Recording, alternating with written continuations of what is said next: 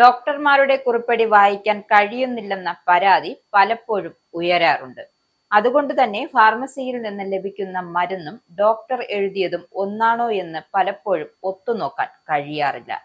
ചിലപ്പോൾ ഫാർമസിസ്റ്റുകൾക്ക് പോലും ഡോക്ടറുടെ കൈയക്ഷരം മനസ്സിലാവാറില്ല. മരുന്ന് മാറിയാൽ അത് രോഗികളുടെ ജീവന് തന്നെ ഭീഷണിയാകുന്ന സാഹചര്യവും വന്നേക്കാം. ഈ സാഹചര്യത്തിൽ നാഷണൽ മെഡിക്കൽ കമ്മീഷൻ ഡോക്ടർമാർക്ക് രാജ്യവ്യാപകമായി ഒരു സുപ്രധാന ഉത്തരവ് നൽകിയിരിക്കുകയാണ്. കുറിപ്പടികൾ വ്യക്തമായിരിക്കണമെന്നും വ്യക്തമായ കൈയക്ഷരത്തിൽ എഴുതണമെന്നുമാണ് ആവശ്യപ്പെട്ടിരിക്കുന്നത്. അവ്യക്തമായ കുറിപ്പടികൾ മൂലമുണ്ടാകുന്ന ഗുരുതരമായ സാഹചര്യങ്ങൾ കണക്കിലെടുത്താണ് ഈ തീരുമാനം. പഞ്ചാബ്, ഹരിയാന ഹൈക്കോടതി ഈ വിഷയത്തിൽ സുപ്രധാന നിരീക്ഷണം പങ്കുവച്ചു. രോഗിയുടെ സുരക്ഷയെ അപകടപ്പെടുത്തുന്നതിനാൽ അവ്യക്തമായ കുറിപ്പടി എഴുതുന്നത് സ്വീകാര്യമല്ല എന്നാണ് NMCയുടെ ഉത്തരവ്.